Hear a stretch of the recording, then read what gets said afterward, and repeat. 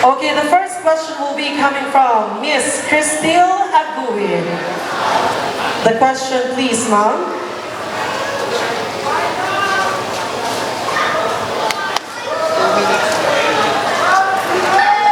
Ito ang aking katanungan. Kung ikaw ay magiging isang sekretary ng isang ahensya ng gobyerno, ano ito at bakit? Uulitin ko ang tanong. Kung ikaw ay magiging isang sekretary ng isang ahensya ng gobyerno, ano ito at bakit? Maraming salamat po sa magandang katanungan. Kung ako po ba ay magiging sekretary ng isang ahensya, ano ito at bakit? Ano nga po ba ang ginagawa ng isang sekretary sa isang ahensya? Ang isang sekretary ay merong isang pinakamataas o tinatawag natin namumuno. At yung sekretary na yon, siya ang humahawak ng mga bagay-bagay na mga pagpapahalaga sa namumuno. So well, parang tayong mga tao, kung isipin natin, dapat magkaroon tayo ng pagpapahalaga sa ating kapwa. Maging bakla ka man, tomboy o lalaki. Dito sa ating namumuno, sa ating bansang ginagalawan, bilang isang sekretary o anumang gender mo, dapat marunong ka magpakatao. Hindi lang lalaki ka, babae ka, o homosexual ka. Dahil sumisimbolo bilang isang sekretary ang pagpapahalaga para hawakan ito. Para matuwa ang isang namumuno ng ating bansa. Yan lamang po at maraming salamat. Thank you so much, Reina number 1, Miss Maria Samantha Garcia. We go next to Reina number 2.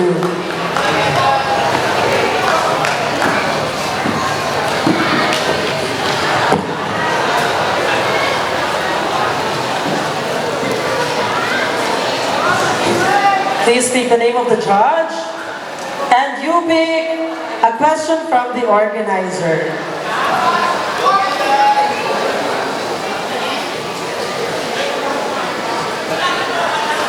Okay, the question for you is, Subic is known as a fishing community in Zambales with the emerging issues regarding the Scarborough Shoal. Many Subiceño fishermen were greatly affected by the dispute.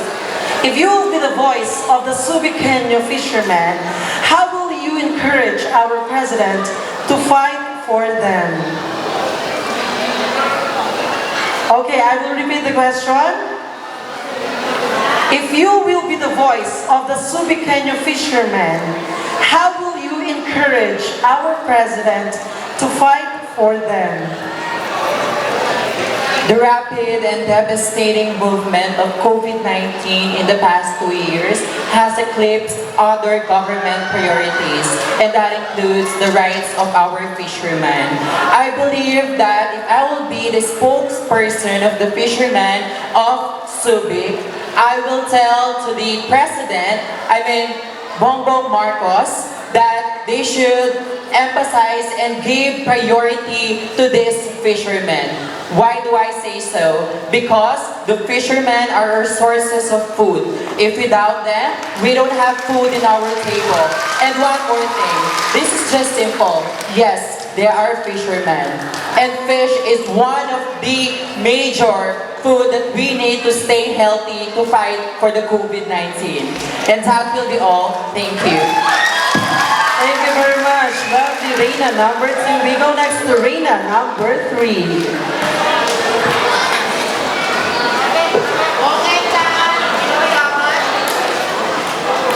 Reina number 3, please speak the name of your judge.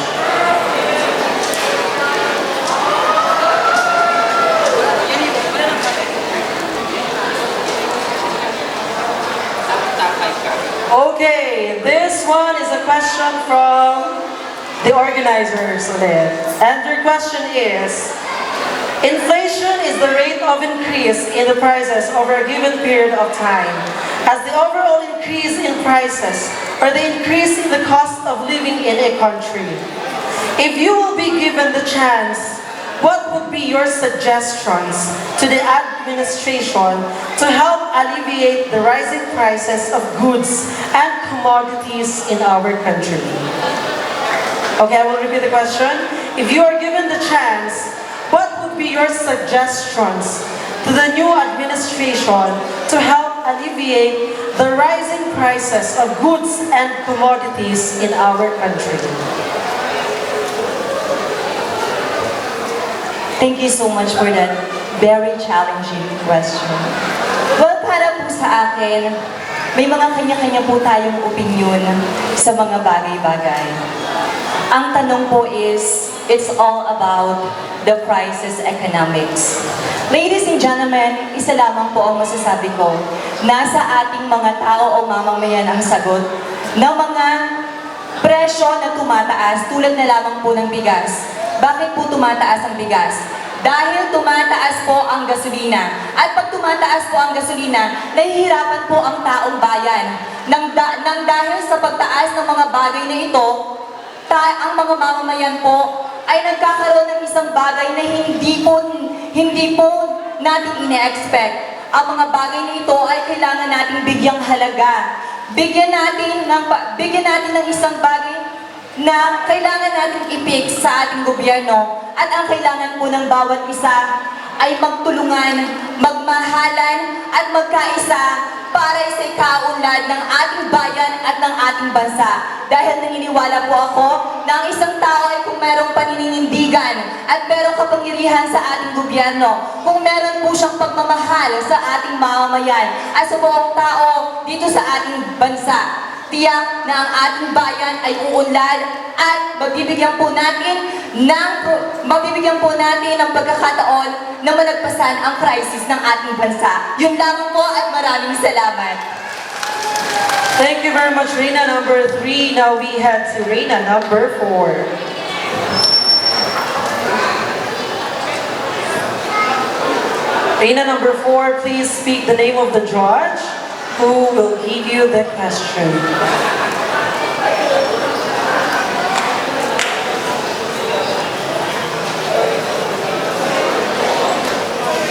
Okay, the question will be coming from Miss Elgin Arreglo. Hello, good evening. Hello, good evening po. Ganda-ganda mo naman. Thank you so much po. Okay, ito yung questions ko para sa If you could chance one law in your country, what would it be and why? If you have chance, if you could change one law in your country, what would it be and why?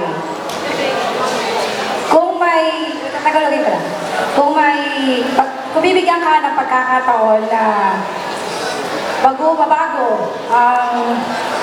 ang ating batas sa ating Isang batas po. Ano yun at bakit? Thank you so much for that very interesting question.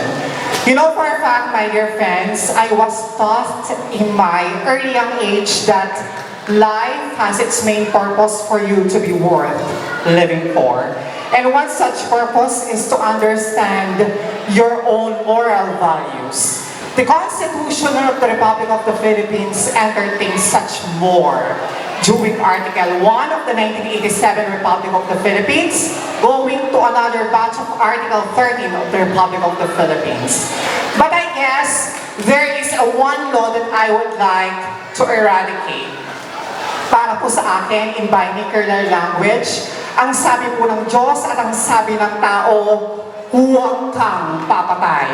But for me, my dear friends, papatay po ako kung alam ko, dehado ang unang pamilya ko at pangalawa, ang buhay ng nanay ko. Dahil naniniwala po ko, mga kaibigan, kung narito po kayo sa iyong harapan, tinitignan na may krimen na ginawa sa iyong pamilya. walang sino man sa inyo magsasabing magpapatawad ka ngayon dahil hinihiling mo ang totoong hustisya.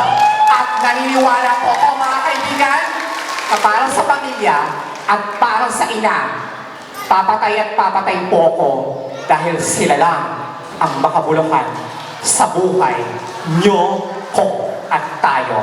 Thank you. Bakit pong salamat. Thank you, Reina number 4. We go next to Reina number 5.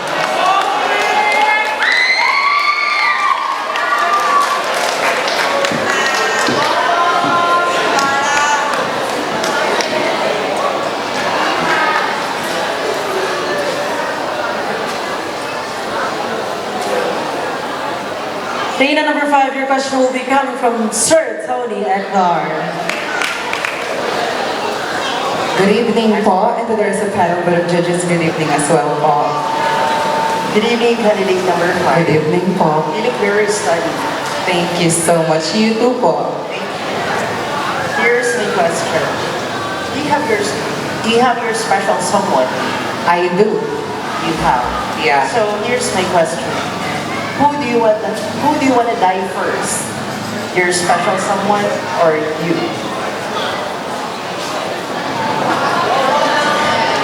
Thank you so much, ma'am. I mean, Sir Tony. Ladies and gentlemen, panel of judges, before I answer that question, let me say this first. Opinion is actually based in someone's suggestions. Sometimes it's right for you, sometimes it's wrong for me. Sometimes it's right for me, sometimes it's wrong for you. But whatever what takes out in my mouth, that will be my holy humble opinion. So please respect me.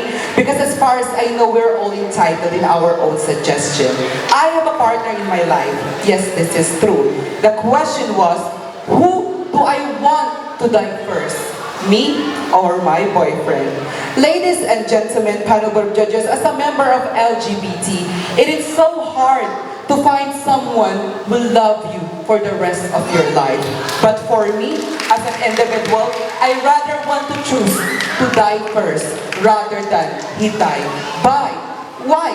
Simply as this, ako, bilang isang LGBT, minahal ko po ang aking kasintahan mula sa puso at isip ko. At kung mangyayaring mapanaw siya habang nabubuhay ako, sobrang sakit po. Dahil di sino man sa atin, ikaw, kahit sino mga hurado sa gabing ito, ano hubang mas nanaisin nyo na makita ang inyong kasintahan na mamatay? O mamatay ka muna bago makita ang inyong kasintahan. Therefore, lagi natin tatandaan na di man tayo pumanaw, ang tanging gawin natin ay mahalin natin siya habang nabubuhay tayo. Bakit? Because love is the highest form of empathy. A Homo sapien can feel it in his lifetime. Thank you. Very well said. Thank you, Miss Queen Bolo, our Reina number 5. We go next to Reina number 6.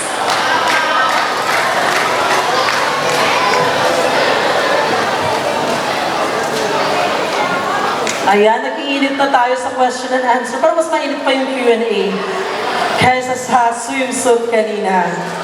And, okay, another question from the organizers. Question number 3 for you, Reina number 6 is, why do you think we still don't have the SOGI Equality Bill passed in the Congress? And what would you do to advocate for it? So I'll repeat the question. Why do you think we still do not have the SOGI Equality Bill, or the Sexual Orientation and Gender Identification Equality Bill passed in the Congress? And what would you do to advocate for it? Okay, last question for the last time. Why do you think we still do not have the SOGI bill passed in the Congress, and what would you do to advocate for it? Thank you for that very fitting question. Well, for me, the reason why the SOGI bill is not yet passed in the Congress is because of lack of understanding and acceptance. And for me, how can I advise other people or use my platform like my social media on sharing and posting positive thoughts about the Soji bill. In that simple way, I can do my very best for the Congress to hear me as one of the member of the LGBTQIA+ community. Because I firmly believe, ladies and gentlemen, that it is also our rights, the member of the LGBTQIA+ community, like all of you here, human rights is also LGBT rights. And that will be all. Thank you so much. Maraming salamat. Reina number 6, we now head to Reina number 7.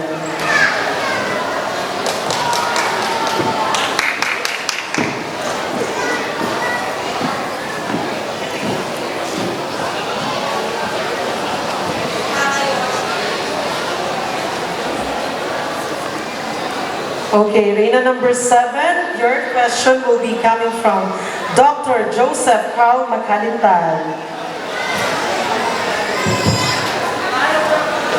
Hello, Congressman. So, consider this scenario. After you die, you will be given a chance to be reborn, but you will have to choose between the two. Beautiful but dumb, or ugly but smart. So which one would you like to be reborn as? Pardon, sir? Okay, I'll repeat the question. So consider this scenario. After you die, you will be given a chance to be reborn, but you have to choose between the two. Would you choose to become beautiful but dumb, maganda pero boba, or ugly but smart, pangit pero matalino? Alin ang pipiliin mo? Thank you for that very personal question. I always believe that if I will ever die one day, I would rather choose to become ugly but smart. I always believe that being smart is something that you have in your mind and you're able to share to people what good things you have. And just joining beauty pageants like this, if I am smart enough to be here and to answer all the questions that will be given to me, and I believe that with that being said, I will be able to share my experience. Thank you. Thank you so much. Reina number 7, we now go to Reina number 8.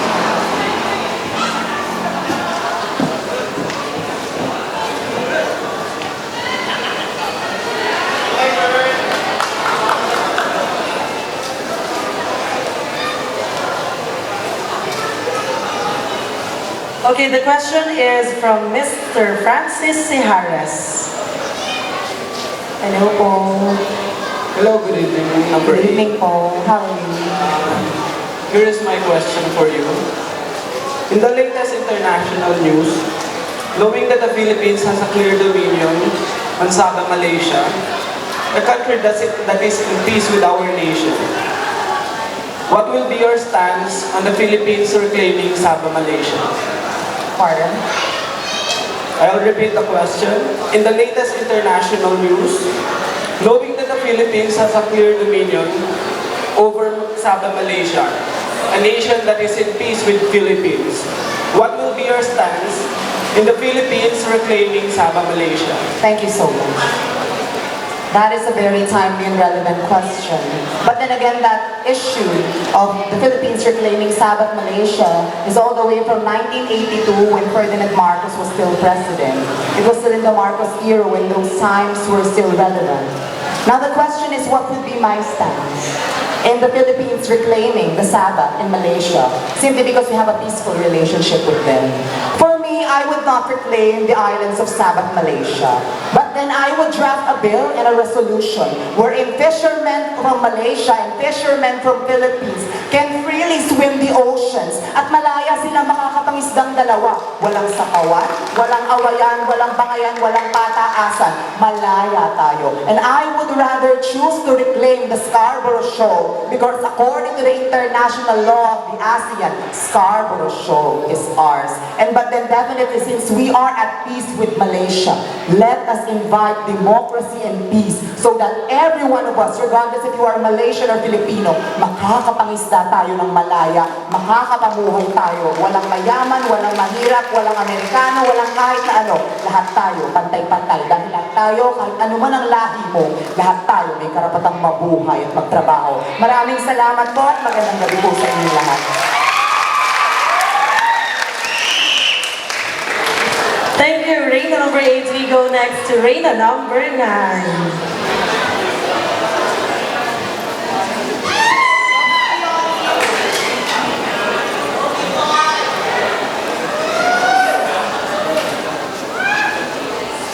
Okay, your question is from Mr. Benjo de Guzman. Good evening, candidate number 9. Hello, good evening, sir. And good evening sa ating mga candidates na nanarili. Ang tanong ko, do you believe that the power of people is stronger than the people in power? Why or why not? Once again, do you believe that the power of people is stronger than the people in power? Why or why not? Thank you so much for that very interesting question. Let me go ahead and answer that question straightforward. Yes, I believe that power of people is more stronger than people in power. Why? Because the people who join together hand in hand, helping each other for the betterment of the whole nation, then definitely is stronger than people who is working in the government. Just like, for example, way back in the former President Marcos, he is already eradicated in the government because of the people power. And I believe that is why the power of people is better or powerful than people or the person in power. Because I believe if people is going to hand in hand help each other and there is always unity, then definitely the power of people will always be better in person in power. Thank you. Thank you very much, Reina number 9. Now we go with Reina number 10.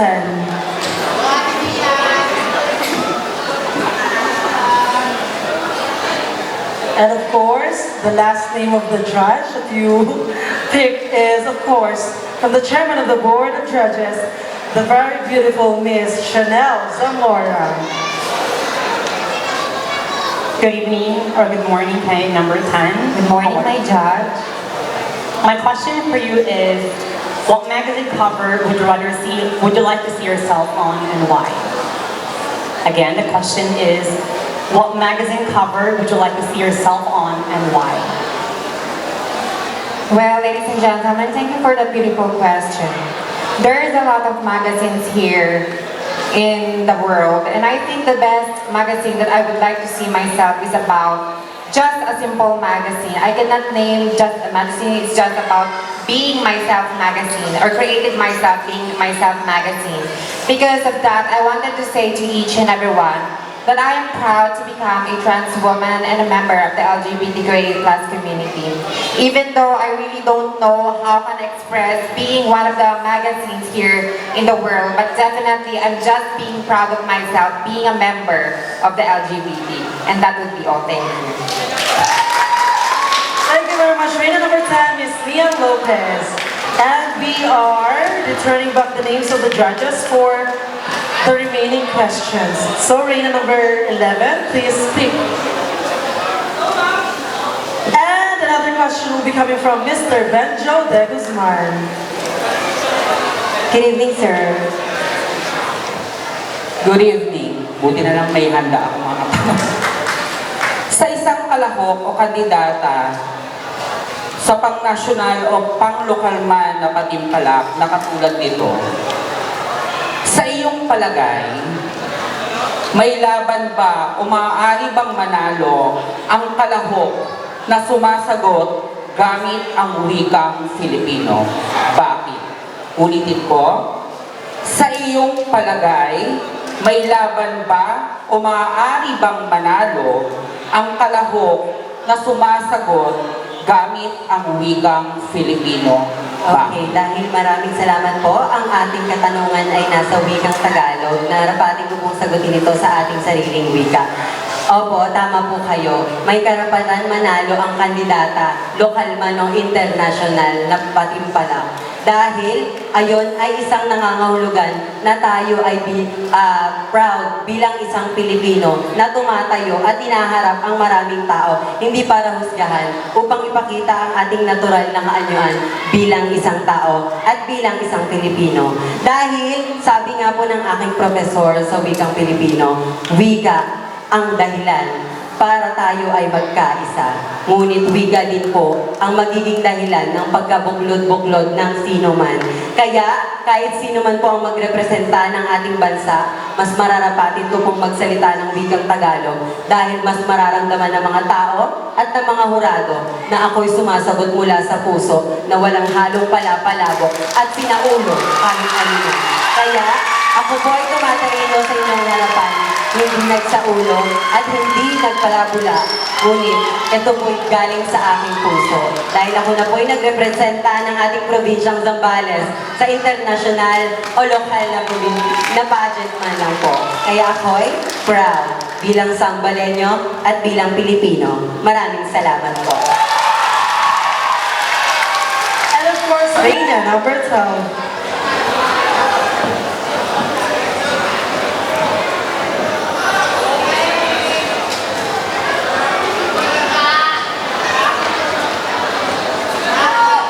Another question from Mr. Francis Siharnes.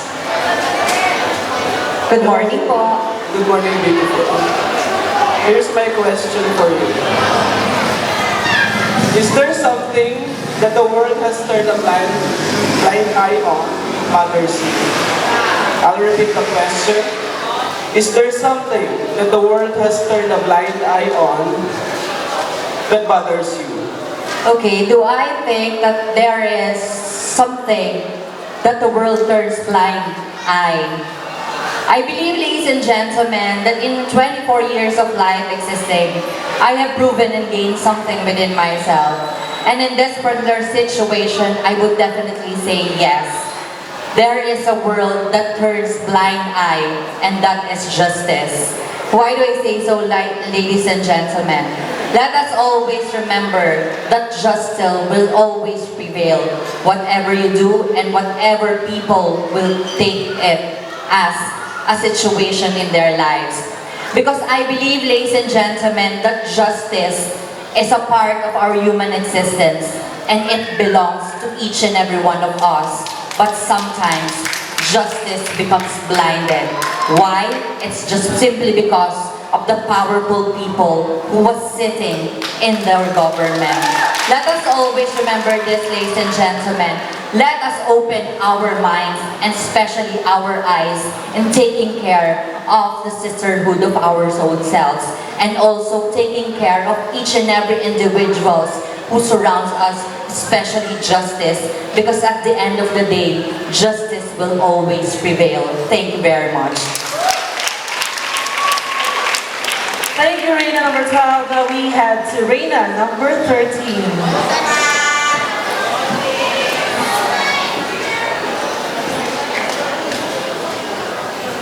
Good evening po.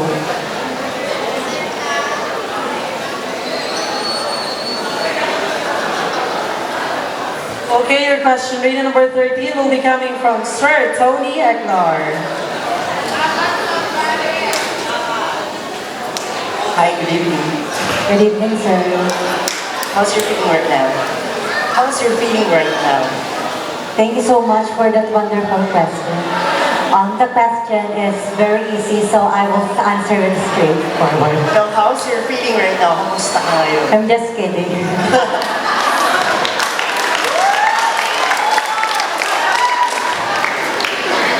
Too nervous ba? Okay lang po ako. Kayo po. I'm good. Yes po. Okay, here's my question. Are you ready? Yes. Okay, here's one question. What one failure in your life did you most learn from? What one failure in your life did you most learn from? Thank you so much for that personal question. I think that one of the most failure that I learned in my life is that I stopped in my school. But I overcome it. For those who don't know, I am a student in Kolehiyo ng Subic, located here exactly at Wawandwe, Subic, Zambales. I am a future elementary educator, studying Bachelor in Elementary Education in Kolehiyo ng Subic. But then, as a transgender, I was not be able to graduate because of my physical appearance, especially with my hair. But I think that it is not the end of my path because I am here standing in front of you tonight because I choose this path and I choose myself, and this is something that I don't need to regret. I may not be the teacher that will taught you lessons in life, but I can be a beauty queen who will teach you lessons in life. And I think that it is not all about the education. I think it is about the character and your perspective in life. And yes, graduating with Latin honors is such an evidence that you really did well in school. But always remember that life is more than what we read in books. It is about being street smart and how we interact with people. I know a lot of people who do not have diplomas, but they have great opportunities coming on their way because they have the character. And that is something that I will not regret for the rest of my life. Thank you, and God bless us all. Thank you so much, Reina, number 13, and we will be hearing the final answer for the first round of the question and answer from Reina, number 14. So Reina 14, please speak the name of the judge. Okay, the last judge to give the question now is from Miss Chanel Zamora. Hello, candidate number 14. How are you? Okay naman po. Medyo kinakabahan kasi ang dami maganda, ang dami magagaling. Well, you're exemplary, beautiful, smile, so chill. My question is, what don't I need to know about you? Again, the question is, what don't I need to know about you? If I understood it right, what is something that you don't want to know about me? Alright. Well, before I answer the question, let me just say that all of the candidates who had their question and answer did an exceptional job. But let me just remind everyone that answering a question is not just simply with the language that is being used. It's not even with the tone, being high or being low, but it's more of the essence of what you're trying to say in order for the people to listen and believe in you. Now, I was asked, what's something that Miss Chanel shouldn't know about me? Ladies and gentlemen, being a transgender, being a 24 years old stunner, I've been through a lot. And I can say that all of the candidates might have gone through it, especially our judge, knowing that she is part of the community. Now, if there's one thing that you guys shouldn't know about me, those are my successes. I don't want to share all of my successes, but rather, I would want you to see all of the failures that I have had in my life. Why? Simply because I would want you to see that right now, standing in front of you, is someone who once failed, someone who once down, someone who was once pulled down. So ladies and gentlemen, if you will be able to see those failures that I had in my life, you will be able to see and appreciate your life even more. You will be able to accept yourself even more. Let's inculcate in our minds, those successes that you are seeing might be inspiring. Those successes, happiness that you are seeing in social media might be very good, but you don't know what have they done to achieve that success. What are the failures that they have face before they have reached that success. And ladies and gentlemen, I am saying this to you. I once failed. I hated once myself. But I am here showing to all of you that despite of those failures, I am proud. I am here. And ladies and gentlemen, you're listening to what I have. Thank you so much.